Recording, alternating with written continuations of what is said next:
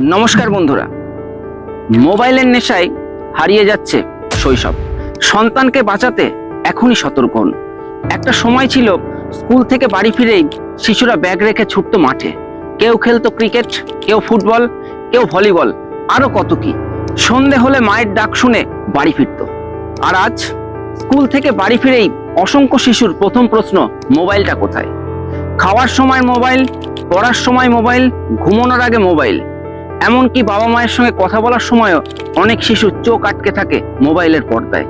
প্রশ্ন হলো, আমরা কি সন্তানদের হাতে প্রযুক্তি তুলে দিচ্ছি, নাকি ধীরে ধীরে তাদের শৈশবটাই মোবাইলের পর্দার কাছে হারিয়ে দিচ্ছি?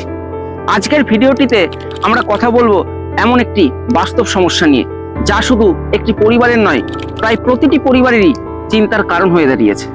আর সেই সমস্যা হলো স্কুল পড়ুয়া শিশু কিশোরদের মোবাইলের প্রতি আসক্তি। মনে রাখতে হবে, মোবাইল নিজে কোনো খারাপ জিনিস নয়। এর মাধ্যমে পড়াশোনা করা যায়, নতুন কিছু শেখা যায়, পৃথিবীর নানা বিষয় জানা যায়, শিক্ষামূলক ভিডিও দেখা যায়। প্রযুক্তি আজকের শিক্ষা ব্যবস্থার গুরুত্বপূর্ণ অংশ, কিন্তু সমস্যা তৈরি হয় তখনই যখন মোবাইল নেশায় পরিণত হয়।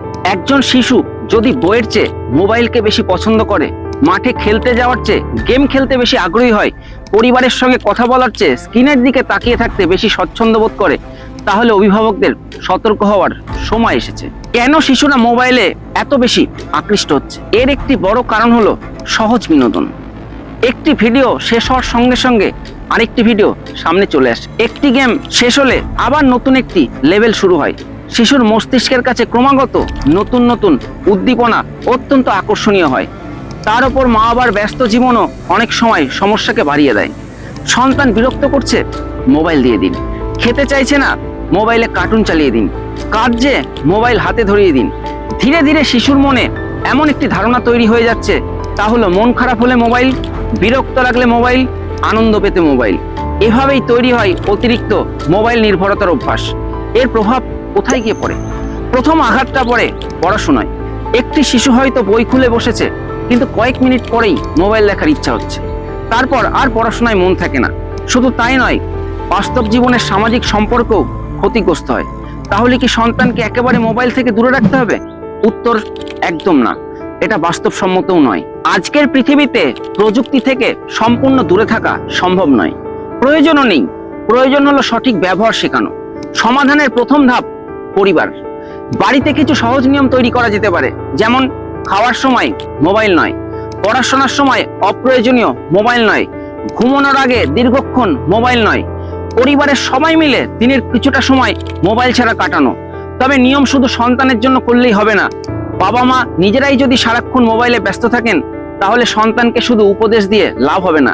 কারণ শিশুরা কথা শুনে যতটা শেখে, তার চেয়ে অনেক বেশি শেখে দেখে। মোবাইলের বিকল্প তৈরি করুন। শুধু বললেই হবে না মোবাইল ধরবে না, তার বদলে শিশুকে অন্য কিছু দিতে হবে। খেলাধুলা করতে দিন, বই পড়ার অভ্যাস তৈরি করুন, ছবি আঁকতে উৎসাহ দিন, গান নাচ ইত্যাদিতে যুক্ত করুন। এছাড়া বিদ্যালয়কেও এ ব্যাপারে সদর্থক ভূমিকা পালন করতে হবে। পরিশেষে বলতে চাই, সন্তানকে কেবলমাত্র ভার্চুয়াল জগতের নাগরিক নয়, বাস্তব পৃথিবীর একজন সংবেদনশীল, সৃজনশীল ও দায়িত্বশীল নাগরিক হিসেবে গড়ে তুলুন। কারণ শিশুর হাতে শুধু স্মার্টফোন নয়, একটি স্বপ্ন থাকে। আর সেই স্বপ্ন যেন মোবাইলের পর্দার আলোয় হারিয়ে না যায়। আজই সময় সচেতন হওয়ার, আজই সময় সন্তানকে সময় দেওয়ার। কারণ হারিয়ে যাওয়া শৈশব আর ফিরে আসে না।